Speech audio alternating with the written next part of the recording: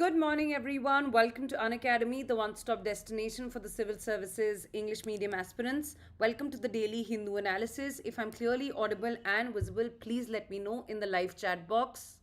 We are extremely sorry for the 15-minute delay. There was some problem with the back end. We have nevertheless fixed it and ready to move with the session today. Please let me know in the live chat if I'm clearly audible and visible to you. Chat if I'm clearly audible and visible to you.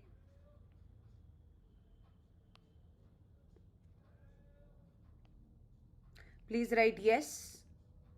Wonderful. All looks good. Let's move on.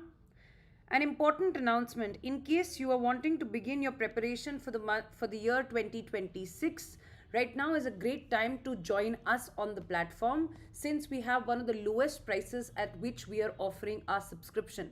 It is at 17,999. This is also inclusive of the Nishchay program, that is a mains course. This mains course is going to dedicatedly cover your entire mains syllabus along with dedicated answer writing weekly, which will be evaluated, and it is going to be in a form of a workshop as well. Please make sure that this is a limited time offer. You can use the code IAS English to make full use of it. Now, let's see the important topics that we are going to be covering today. These are the important topics. Some are very, very important for mains, while some have a prelims importance. Let's start with the first topic. Why is the fiscal architecture of municipalities flawed? Now, why is this topic relevant to us? First, let's map the syllabus importance. This is important because in GS paper 2, there are often direct questions associated with local self-government. Whether there are questions related to Panchayati Raj institutions or questions related to municipalities, there have been questions for local self-government. So for the GS paper 2, polity part and local self-government part, this question or this topic becomes directly important. Now, as you would know, we had taken up decentralization, in fact, democratic decentralization, using the features or the Constitutional Amendment Acts of the 73rd and the 74th Constitutional Amendment Act. This 73rd created the Panchayati Raj institutions in rural areas versus the 74th created municipalities and the urban local governance infrastructure. Now, there are of course municipalities or municipal corporations that exist for tier 1 cities, state capitals, etc. and other form of local urban self-government as well. This question is not about just the problem, or this topic is not associated with the problems faced by them in general, but specifically about the problems faced by them in the fiscal sphere. That means when it comes to financial autonomy, when it comes to taxation powers, when it comes to the resource base that they have at their disposal. So in that context, let's understand what are the issues associated with the local self-government and their fiscal autonomy. The first and foremost issue is that there is a huge mismatch between what urban area contributes to the GDP of the country and the revenue and the taxation that they generate. That means the fiscal disposal capability is very, very low as compared to the GDP contribution that urban areas are making. The mismatch is as high that in urban areas, we contribute using urban areas to 2/3 of the GDP. Only 1/3 of the GDP comes from non-urban areas, that means the rural areas. So the contribution is huge, but the tax revenue is just a mere 1% of tax revenue. That is a very, very small number as compared to the contribution. There is also a problem related to structural imbalance. That means when these local self-government institutions exist, they have the responsibility for providing multiple services. For example, in the form of solid waste management and disposal, certain urban area facilities, certain issues relating to cleanliness of streets, etc. Multiple ways in order to provide street lighting solutions and other amenities of urban areas. Now, all this requires the responsibility of the municipalities. But these responsibilities are often devoid of any power because power comes with fiscal autonomy as well. So therefore we call this an inversion of democracy. Why is there an inversion of democracy? Because with a democratic institutions, power as well as responsibility must go hand in hand. But in this case, the power lies with mostly the state government institutions, at the mercy of which the local self-government institutions are working. So the state government and the central government often assume huge amount of power, the power to delegate, the power to give grants, transfers and taxes. But the responsibility of making sure that the work is done at the ground level is with municipalities. So there is a mismatch again where when power is centralized, but the responsibility is decentralized. This also creates a lot of governance related imbalances and mismatches. Another major issue is the creation or the dependence. When we were trying to create and when the constitution makers had envisioned the states, there was an idea that the states should not be at the mercy of the center. They should have their own set of revenue apparatus, their own set of revenue flows. And similarly, when we were trying to decentralize one step ahead, that means in the three-tier system, the center, the states, and the local self-government, the idea was again to ensure that even the local self-governments are not dependent and at the mercy of states.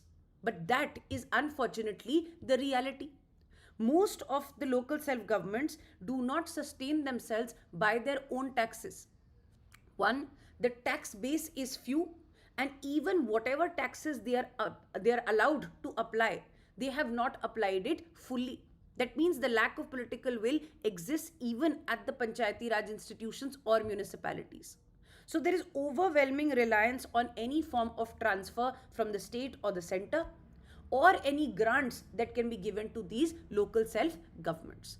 So this dependence is creating a form of a problem. The second problem is associated with either a loss of revenue after GST.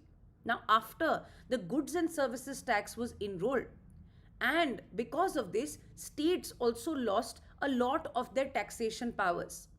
The taxation powers related to what you call as VAT, value added taxation, was taken away and subsumed under the idea of one nation, one taxation.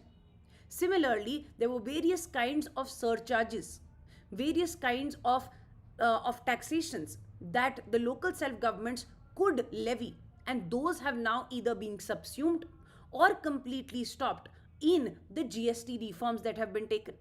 So therefore, multiple taxes such as the entry tax or the local surcharges, which was earlier the prerogative of the municipalities, have now been stopped or under the GST framework have been subsumed. Now, yes, this is important for creating uniformity of taxation in the country. The idea of one nation, one taxation, to ease the process of logistics, to ease the process of taxation in the country, yes, it is important.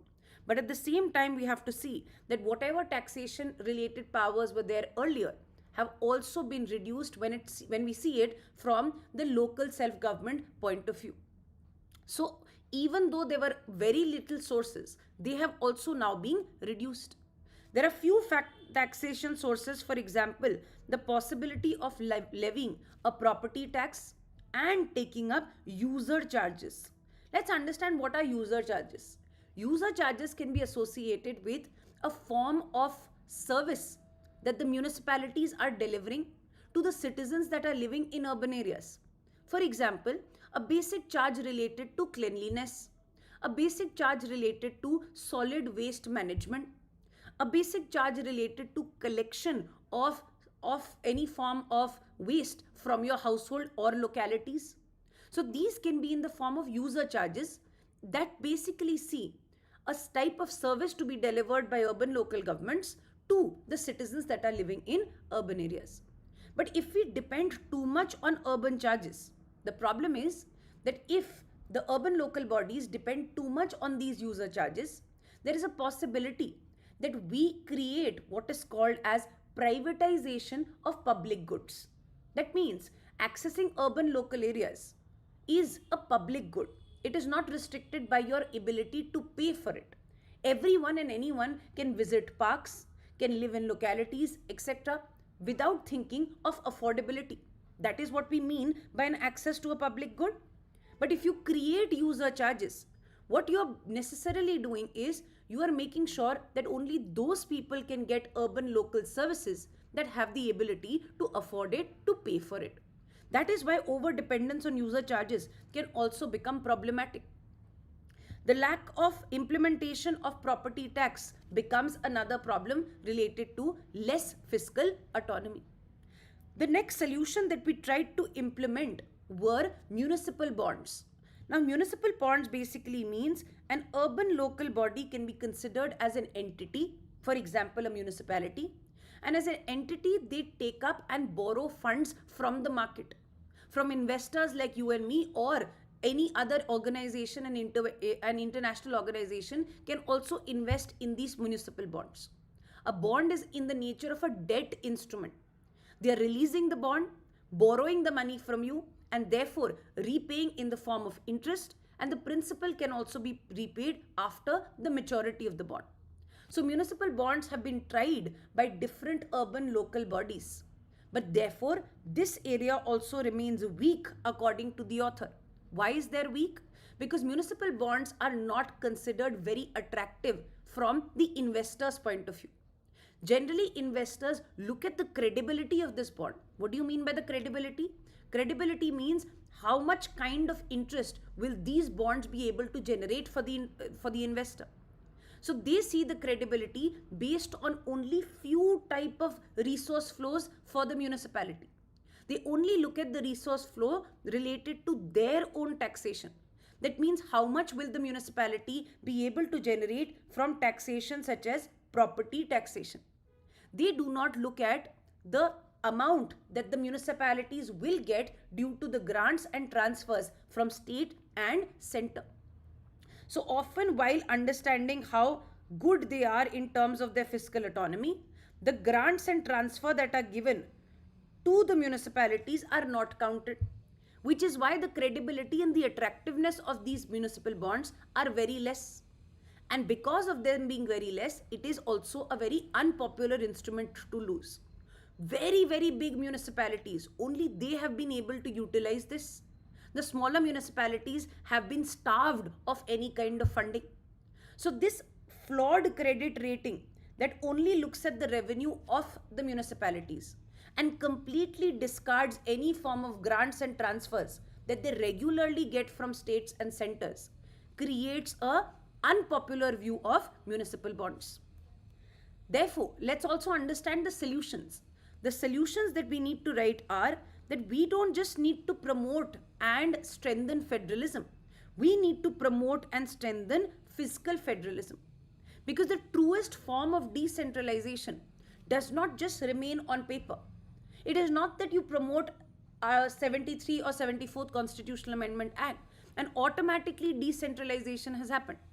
True decentralization will ensure not just autonomy given on paper, but autonomy that is backed by fiscal strength as well. So this should become the focus when you are writing the way forward. We also must reform the rating systems. That means the rating industries or the investors must look at the credibility of these municipal bonds from ensuring that they also get transfers as well as grants from the state and the centers. We must ensure that there is an expansion of the municipal tax base as well, or whatever taxes are prevalent, at least they should be enforced with full strength. The best practices are Scandinavian countries.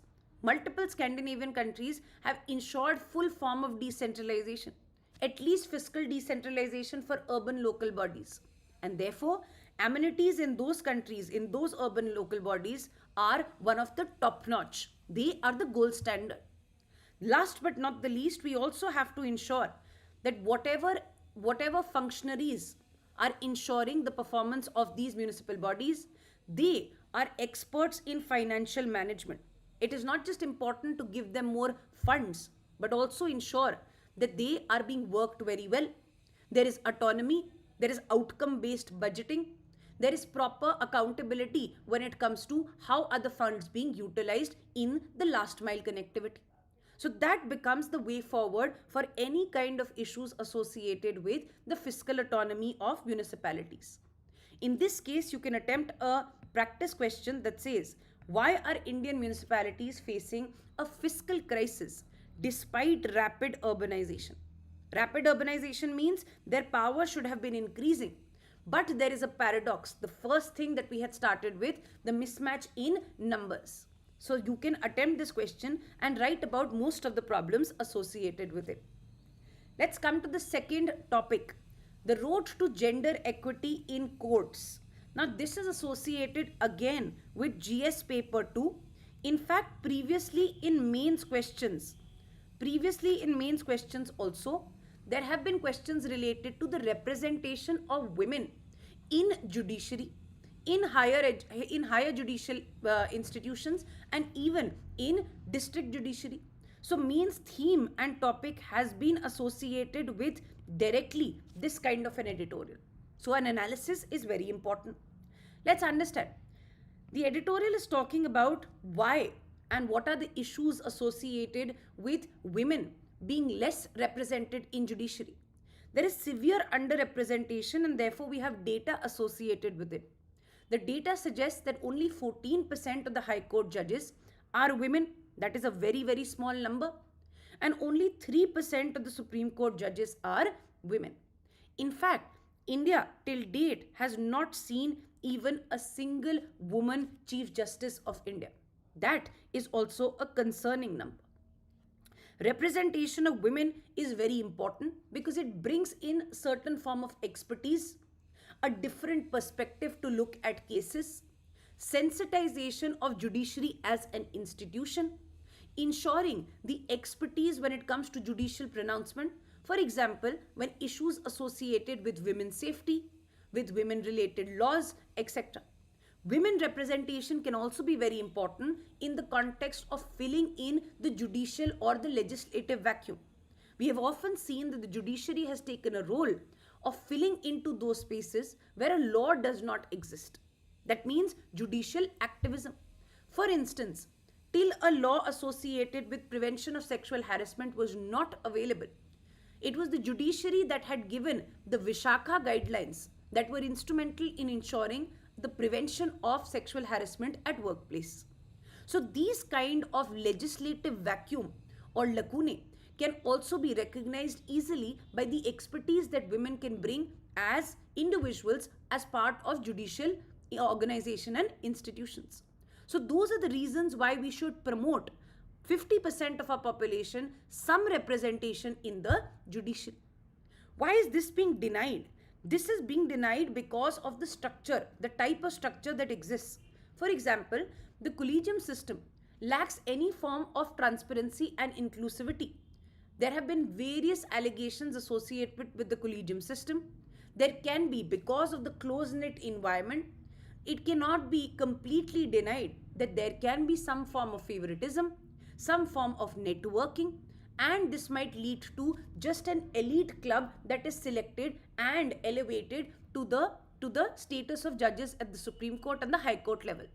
So therefore, this lack of transparency can be a hindrance for ensuring representative judicial functions and organizations. Therefore, what we see is that in this area, at the higher judiciary level, that means at the High Court and the Supreme Court, the representation is very low. But wherever there is merit, that means wherever there is an examination process, there at least the representation of women is better. This argument basically tells us it is not that the status of women or the capability or the qualifications of women is lesser. It is not that the aptitude of women is lesser, but it is the structure of appointments process that is creating a hindrance and an obstacle in their appointments. Why do we say that ability and capability is not lesser? Because when we see the numbers related to lower judiciary, that means the district courts, state judiciary, etc., we see that women constitute 38% of the strength when it comes to the lower judiciary. Why is that the case? Because in these areas, it is often the merit that is recognized. In these areas, the state public service commissions, along with the supervision of the High Court, conduct state judicial service examinations where people compete on an equal footing, and therefore women have showcased their capabilities when it is an open merit based system. But because here at the higher judiciary level, a merit based examination system, an open system in which everyone can compete, does not exist, this creates an inherent form of barrier and obstacle. So, therefore, what is the solution given by the editorial? The editorial and the author basically says what we need is not maybe enhancing of the capabilities of women, that can already exist. What we need are structural reforms in the way we appoint the judges. The structural reform in the form of a national level, that means an all India uniform national level one type of open exam, a competitive exams also on the lines and the models of how UPSC conducts them, similar to the all India services. That means the all India services officers are posted to various states, but the exam is conducted on a merit basis by an organization called UPSC. The IPS services are also chosen in the similar manner, but the judicial services, at least the district judicial services, are not chosen in the same manner. For instance, at the state level, the district services or the district judiciary is appointed using the examination that differs from every state to state, and this examination is conducted by the State Public Service Commission along with the oversight of the High Court and the Bar Councils.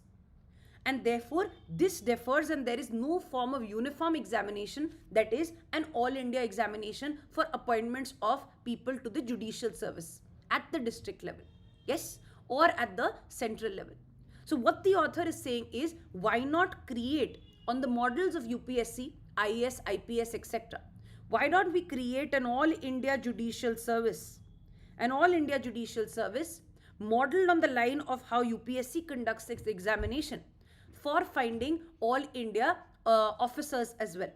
Because this will ensure inclusivity. The author goes on to say that UPSC model has become a success.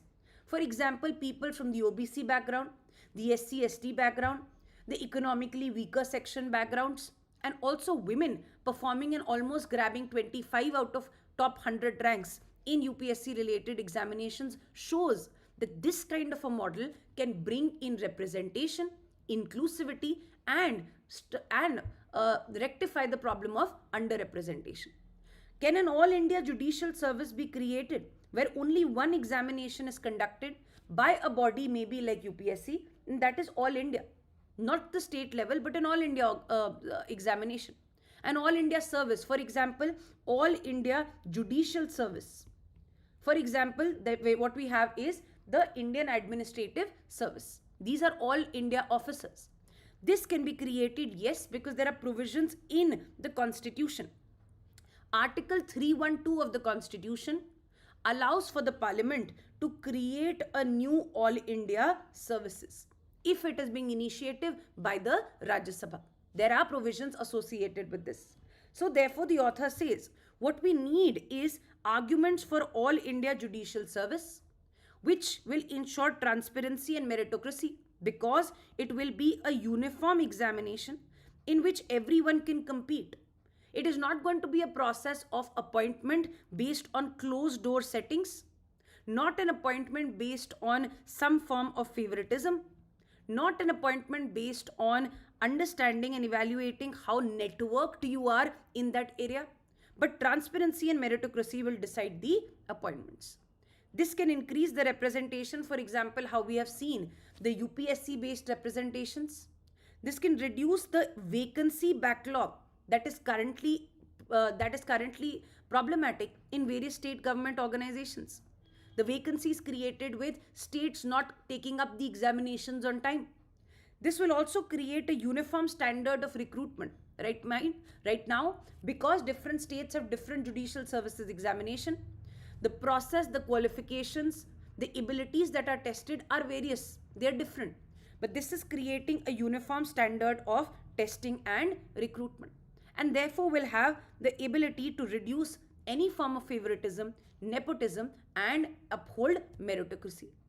What are the concerns associated with an all India judicial service? The concerns associated with it are it can be seen as an overreach. That means a lot of high courts and the Supreme Court can basically show concerns that this can lead to executive interference.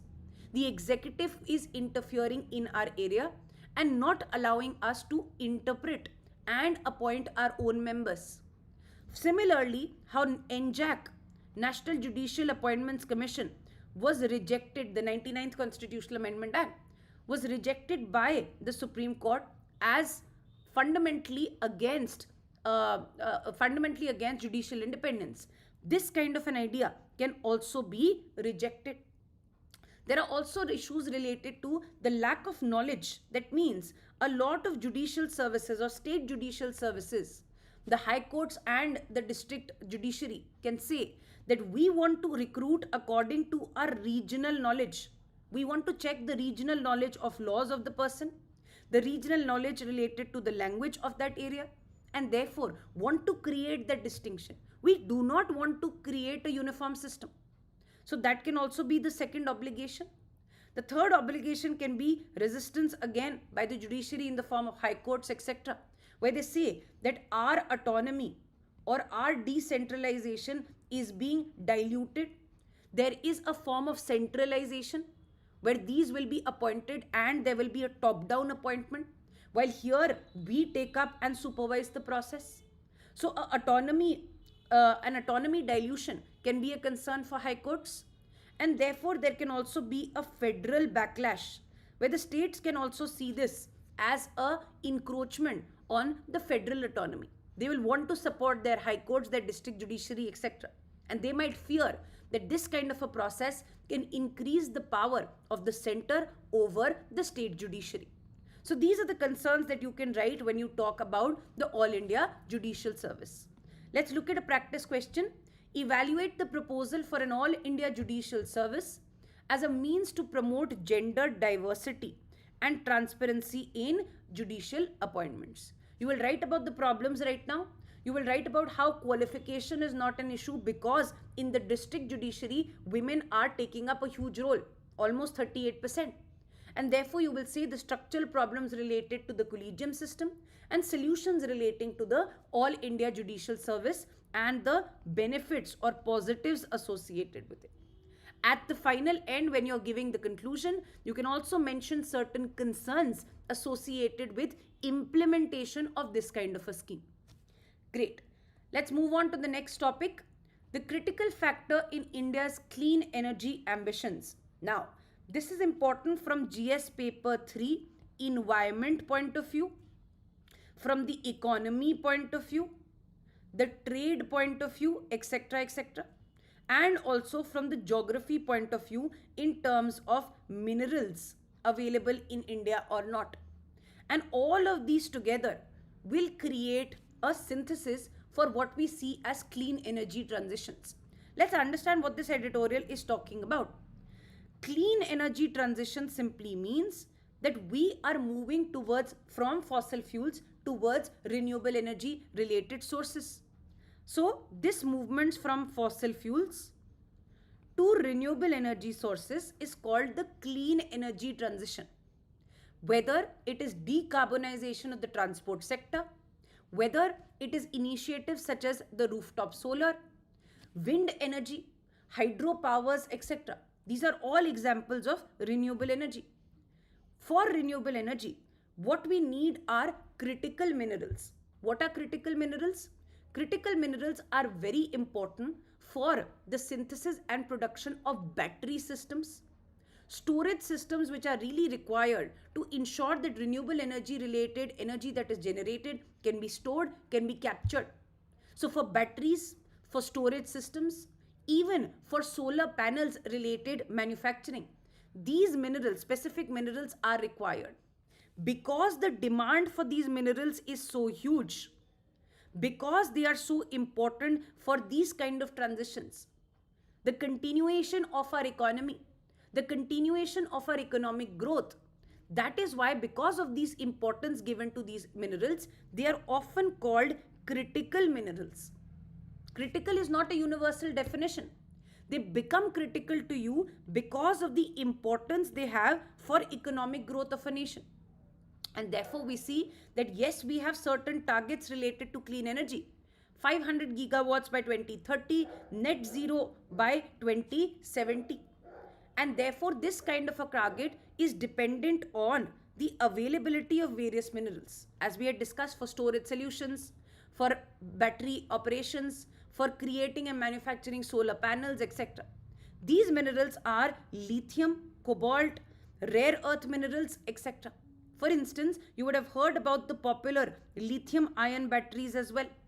Cobalt is also can be used for battery solutions. So these are the minerals that are very, very important.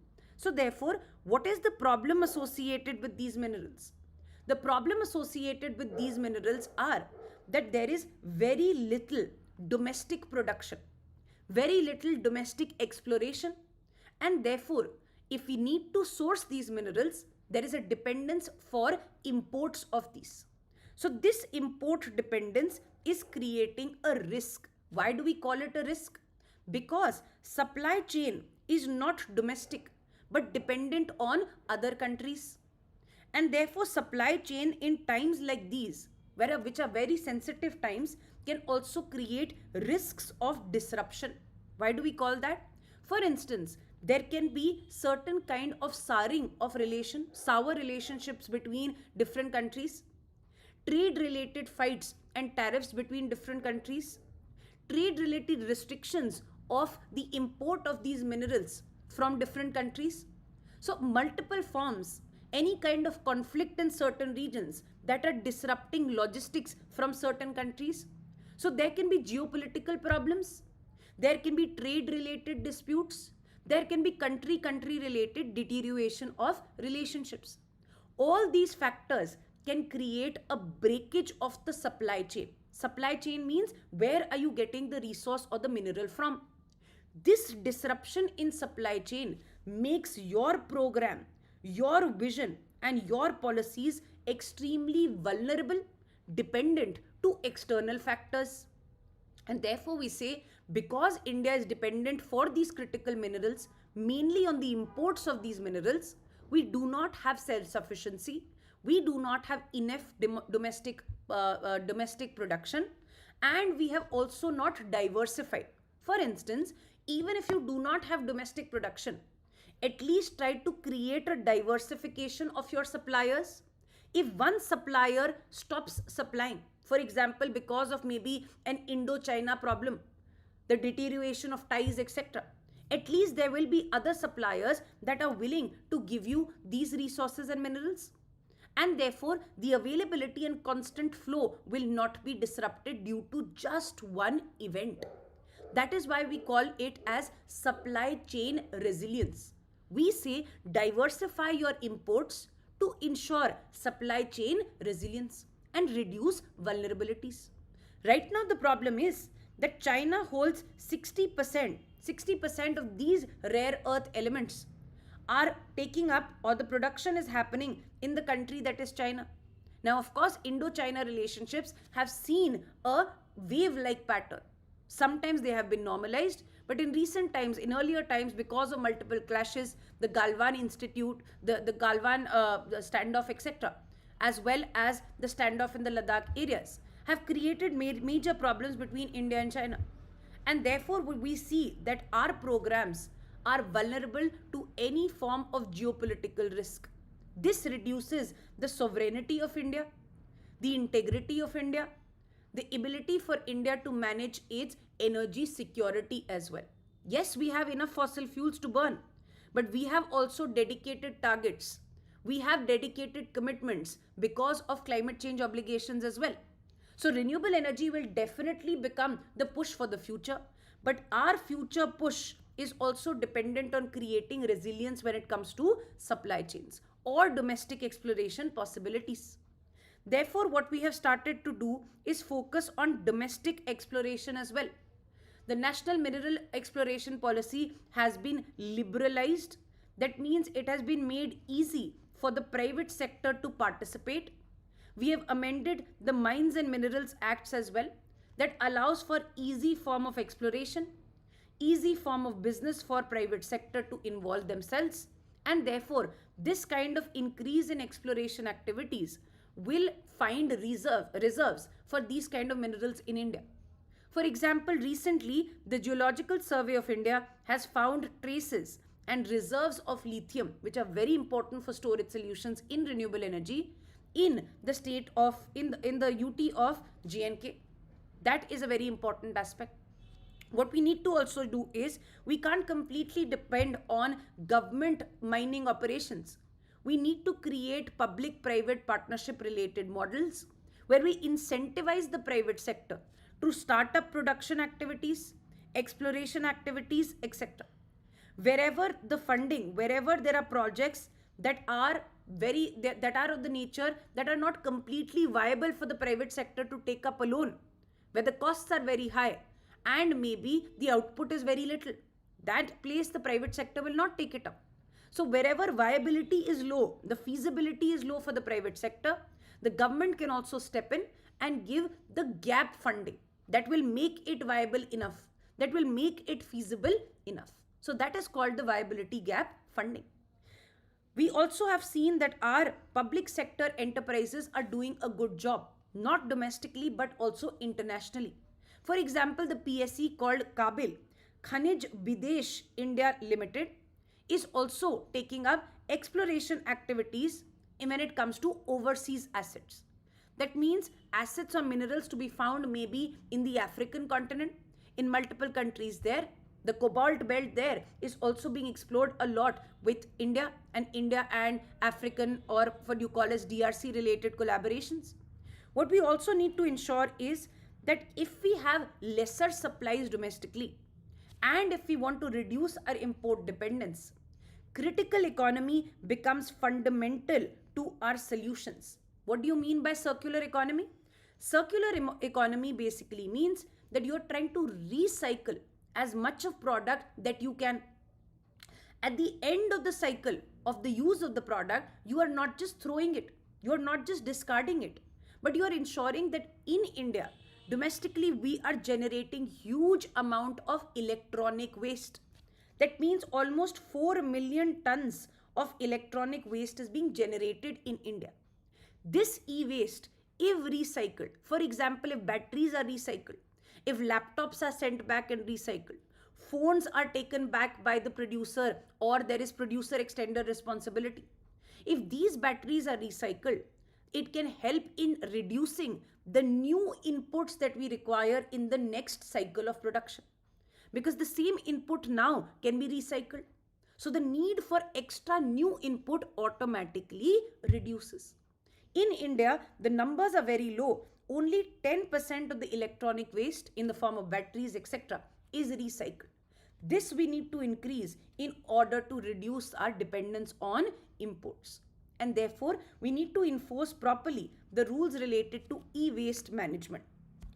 Another issue is associated with technology gaps. That means even if some of these minerals are existing, even if some of the reserves can be found out, for example, the lithium reserve in J&K, sometimes we do not have the technology or the production process to mine these minerals, or at least mine these minerals in a way where the input costs and the output costs are at least justified.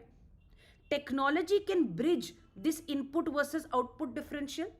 That means right now, if the inputs for taking out these minerals is huge, that reduces the viability of this product, that reduces the economic ability or the attractiveness of taking this up. So this can be done up in a way where we ensure that technologies are coming up that can allow for better production facilities, better processing facilities, and better mining facilities, for which we need the support of the private sector. So technology gaps or the skill related gaps also exist in this sector. What we have done also is that we have started what is called as the National Critical Minerals Mission, a mission that has a dedicated target and will ensure a coordination between ministries. For example, the Commerce Ministry can cooperate, the Ministry of Mines can cooperate, the Environmental Ministry can also cooperate, etc. So the National Critical Mineral Mission will be instrumental in ensuring that we are taking up this design and ensuring the resilience for India in a dedicated manner. That's all that you need to do from this editorial. Let's now move to the next editorial, refugees and infiltrators. Now, why is this editorial important? Let's understand. This editorial is important because this can be a question related to GS paper 2 IR. That means how are Indians or how are we dealing with the refugee crisis? This can also be important from GS paper 3 internal security point of view. That means how do we accommodate refugees? What is illegal infiltration? What are the problems associated with not having a dedicated law and policies related to refugees? So let's understand this in a lot amount of detail. So in this context, let's see. The problem with India is that India has still not signed the Refugee Convention. And therefore, any kind of obligations that come with this convention are not applicable on India. Whatever India is presently doing for the refugee situation is based on humanitarian aspects. That means there is no international obligation. Okay. Because of this no international obligation, there is often ambiguity when it comes to India's reaction to the refugee crisis. What do you mean by ambiguity? The ambiguity is associated with sometimes giving preference to some while sometimes delivering assistance to the other. This ambiguity creates a dent on India's soft power potential. India sometimes can be appreciated for taking up the activity of giving refuge to refugees and sometimes can be criticized for the same. It is also very important that we have a dedicated policy to ensure that we can differentiate between who is a refugee, that means definitely requiring some form of protection and fleeing some form of persecution from neighboring countries, and who is an infiltrator. That means who is deliberately entering India with a malicious intent. Infiltrating India, for example, infiltration is a major problem that we see in the J&K area associated with internal security concerns, associated with cross-border terrorism. But we also see refugees in the northeastern region that are not infiltrating with a malicious intent, with an intent to disrupt the security of India, but for an intent of finding a safe haven, a safe place. They are basically escaping persecution from the areas or from their own countries. For example, the idea of Rohingyas crisis in our backyard in the northeastern region. So therefore, we need a dedicated policy, which we do not have, in order to differentiate who is a refugee, who can be seen as a refugee, given some form of assistance, and who should be definitely treated as an infiltrator. This lack of differentiation often leads to harassing of the refugees as well. Every refugee can be interpreted as an infiltrator, and therefore there can be human rights violations. There can be forceful deportations. There can also be forceful detention in these detention camps, etc. And therefore this creates an ethical problem, a moral problem when it comes to justice and protection. So the first problem is the lack of distinguish. We have not signed the Refugee Convention. We do it, we take up certain actions, but they are not uniform. Sometimes it is based on favor, sometimes we completely stop. This absence creates a lack of a comprehensive law. We need a new legal framework that ensures that there is uniformity in how we deal with the refugee crisis. Another problem is associated with the unequal treatment. As we had talked about, the ambiguous treatment. The unequal treatment means that on the one hand, maybe we are providing Rohingyas with some form of support. But at the same time, a huge amount of Sri Lankan Tamils are often ignored when they require any form of assistance. So therefore, this creates an absence of a uniform refugee protection mechanism.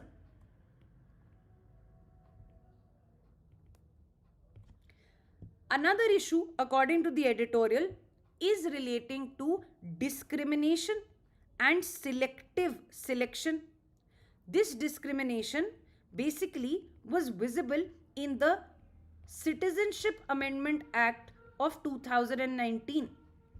The Citizenship Amendment Act of 2019 basically meant that any individual who is being persecuted because of religious grounds from certain countries in and around India, for example, Bangladesh, Pakistan, and Afghanistan, can enter or can seek citizenship in India, and the citizenship requirements can be made less stringent. The time taken can be reduced, and therefore acquiring Indian citizenship for these sections will be easy. The only catch was that this also discriminated and differentiated on the basis of religion. That means whichever segments that were allowed from these countries were belonging to other religions. But Muslims from these countries, a segment or a religious identity being Muslims from these countries, were not allowed these kind of citizenship amendment related or citizenship related ease of access. This has been this has been criticized from the perspective of selective inclusion when it comes to the selective inclusion when it comes to migrants, selective inclusion when it comes to refugees, and selective inclusion when it comes to laws and policies that India are making. So therefore, the author calls it a discriminatory refuge policy, a discriminatory immigrant policy. That should not be the case. According to the author, a non-discriminatory refugee policy is the need of the hour, that is based on humanitarian lines, that is based on some form of certainty, lessening of ambiguity, and that is also consistent with security related concerns that we have. But a dedicated policy is required according to the author. That's all that we need to do from this editorial. For this editorial, we just need to know the IMEC related institution. For example, for prelims related aspects. First, let's understand what is the IMEC. India, Middle East, Europe Economic Corridor. That means we need to enhance logistics in times of trade, where trade has been in a form of multilateral. The goods travel from India to European countries, the Mediterranean countries, etc. We also see that shipping is one of the most dominant form of trade. Shipping corridors are very, very prominent. And therefore, this trade related access in a globalized world is very, very important. What we also need for this trade resilience is that we are not just depending on one form of corridor to reach other countries. Did you understand this? That means if there is some form of trade that goes on one route, and that one route is impacted due to certain issues, that route makes it very vulnerable for the trade, the economic security, and the exports of a certain country. For instance, this route associated with the Suez Canal, this route associated with the Horn of Africa is being impacted because of various reasons. For example, piracy related reasons. For example, the attack of the Houthi rebels reasons, etc. So this regions has been really impacted because of destability and instability as well. What we require is that we need to create certain corridors and routes that bypass these choke points. Why are they considered as choke points? They are considered as choke points because if someone creates disruption in these regions, in the Bab al-Mandeb Strait, etc., in this Horn of Africa related regions, right? If there's any kind of disruption that is created, it completely disrupts and chokes any form of trade, shipping activity that crosses that region. These choke points increase the vulnerability of trade or the vulnerability of resilience of trade, which is why what we need are alternate corridors, the building of alternate corridors or different transport or shipping lanes, which is why what was proposed was the India Middle East, that means from India, involvement of the Middle East till Europe. This kind of connectivity, this kind of a corridor was called the IMEC corridor. It was also proposed in India in the G20 summit that was held in 2023 that India had hosted. It is a large-scale initiative that ensures logistic supply, an economic corridor that allows for transport of goods, etc. And this is also a multimodal corridor. What do you mean by a multimodal corridor? A multimodal corridor means that there are different modes of transportation. It is not just a shipping corridor only. Rather, it involves multiple areas of sea access, of railway access, of roadways access, etc. So yes, there is a connection between India, Europe via the Middle East, using the Middle East, using a network of various options. For example, railways, for example, sea routes, that means shipping, ports along these coasts, etc., to ensure that trade is not stopped and trade is given resilience. The idea is to boost connectivity between these regions and expand the trading potentials. It was launched in the G20 summit held in India in 2023. Yes, the idea is to ensure economic integration between Asia, the Persian Gulf, and Europe as a region. It is proposed to go and come from various countries, for example, India, the Mundra port associated with Gujarat, the Jawaharlal Nehru port in Mumbai, etc. Along with other ports, for example, the Jebel Ali port in UAE, Riyadh and Harid in Saudi Arabia, the Haifa port in Israel, and therefore also involving Greece and Italy. So these are the examples that we can write about. Why is there a concern associated with its continuation? The concerns associated with this continuation is because of multiple aspects. That means the instability in the Israel region because of the Gaza war, the Israel and Palestinian conflict that has been going on, that creates a delay in executing this project, point number one. So therefore the future of this project is bleak, it is troublesome. The route is also bypassing certain regions where Houthi blockade, instability, etc. is widely prevalent. There is also lack of cooperation sometimes. For example, sometimes the deterioration of the relationship between Israel and certain Middle Eastern countries. So these become another problem. A lot of Mediterranean countries, according to the editorial, are now also depending on the Arctic Sea route. That means they are feeling that they will not depend on the Suez Canal for multiple forms. Rather, at least the northern Mediterranean countries are now, because of the sea level increase, because of the melting of ice in the Arctic region, are also depending on Arctic to be a shipping corridor, a shipping lane. So therefore, we also have to ensure that if this is feasible and viable and desired by all countries or not. And therefore, we say that this is in fact envisioned as one of the counters to China's infrastructure push in the form of Belt and Road Initiative. And therefore, in order to ensure that we reduce our dependence on the Suez Canal. That is all that you need to know from the IMEC related information. Next, the Supreme Court eases ban, clears green fireworks in Delhi for Deepavali.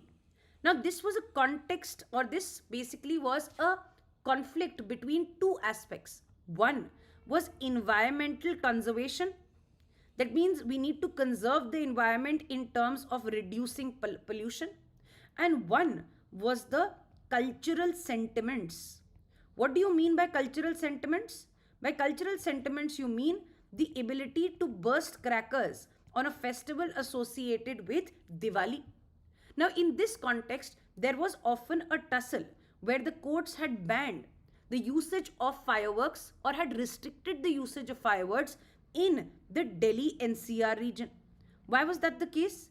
Because Delhi NCR region is infamous for the month of October, November, December, January to be associated with huge amount of smog. Yes, pollution associated with fog. Because there are foggy conditions with the entrance of winters, where the winds are reduced. Winds are often important in order to clear the air. Where moisture is reduced, for example, rains are instrumental in ensuring that the dust is settled with excessive rain showers. But with the coming in of winters, the wind is reduced, the moisture is reduced. That means dry air does not move anywhere, but dry air settles in that area only. And therefore, when it comes to Delhi, in and around regions of Delhi, there are problems of stubble burning as well. The problems of stubble burning, where the paddy straw is burnt and cleared on the fields. This also allows for the winds that are retaining this pollution to travel to the NCR region from the adjoining areas. Along with this, in the month of October and November, in the time of Diwali, when there is bursting of crackers, this leads to an almost a very bad situation by the month of November with the pollution, the AQI levels going very, very high in the NCR region. So therefore, we needed a balance. That balance has been created by introducing what is called as the green crackers. The green crackers will ensure that they are not emitting the same amount of pollution, smoke, and other particulate matter that the original crackers were doing. They will also release some form of moisture that does not lead to a problem as well. So therefore, these green crackers, according to the Supreme Court, are a good solution. And therefore, the Supreme Court has allowed for the usage of green crackers that have been given the license. These green crackers have to be cleared. They have to be verified and certified by certain organizations. For example, the National Environmental Engineering Research Institute of India is instrumental in clearing which are green and which are non-green crackers, along with the clearance from the Petroleum Explosive Safety Organization. So this is instrumental in ensuring that these green crackers are verified. In fact, the courts have gone on to call this a test case. What do you mean by a test case? The courts have said, we have taken a balance, we have allowed green crackers, and we will see how civilians have the civic sense to burn them even in a limited amount as well. And therefore see if these cultural sentiments can coexist with the broader objectives of preserving the environment. So therefore, this has been done. And of course, the Central Pollution Control Board, etc., have been also directed by the courts to ensure that they are constantly monitoring the air quality index to see if there is any major form of deterioration that happens. That's all that we need to know from this editorial. The last editorial that we will see, or just maybe a front page news, is related to the trade deficit. Now, trade deficit involves both aspects. One, the trade in merchandise, and second, the trade in services as well. So, trade in merchandise can be a surplus. Trade in services can also be a surplus. While trade in services can be a surplus, while the trade in goods can be a deficit. But if the services is a surplus, the total trade deficit will be lowered, or there will not be any trade deficit per se. So therefore, there can be a combination of surplus in goods or surplus in services. Deficit in goods while surplus in services. There can be various permutation and combination. So the trade deficit, according to the various government reports, has widened, almost increased 93% in the month of September. And what is the reason associated with this?